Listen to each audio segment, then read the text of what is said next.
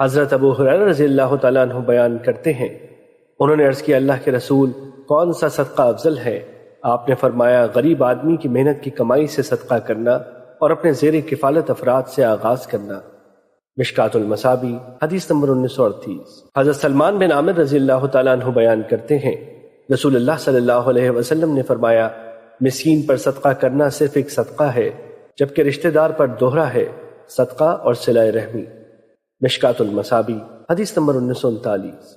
حضرت ابو ہریرہ رضی اللہ تعالیٰ عنہ بیان کرتے ہیں، ایک آدمی نبی صلی اللہ علیہ وسلم کی خدمت میں حاضر ہوا تو اس نے عرض کیا میرے پاس 1 دینار ہے۔ آپ نے فرمایا اسے اپنی جان پر خرچ کر۔ اس نے عرض کیا میرے پاس 1 اور ہے۔ آپ نے فرمایا اسے اپنے اہل و عیال پر خرچ کر۔ اس نے عرض کیا میرے پاس 1 اور ہے۔ آپ نے فرمایا اسے اپنے خادم پر خرچ کر۔ اس نے عرض کیا میرے پاس 1 اور بھی ہے۔ آپ صلی اللہ علیہ وسلم نے فرمایا پھر تو بہتر جانتا ہے۔ مشکات المصابیح حدیث نمبر 1940۔ حضرت ابن عباس رضی اللہ تعالیٰ عنہ بیان کرتے ہیں، رسول اللہ صلی اللہ علیہ وسلم نے فرمایا کیا میں تمہیں بہترین شخص کے بارے میں نہ بتاؤں؟ اللہ کی راہ میں اپنے گھوڑے کی لگام تھامنے والا شخص۔ کیا میں تمہیں اس کے قریب شخص کے بارے میں نہ بتاؤں؟ وہ آدمی جو اپنی کچھ بکریاں لے کر الگ تھلگ رہتا ہے اور اس بارے میں اللہ کا حق ادا کرتا ہے۔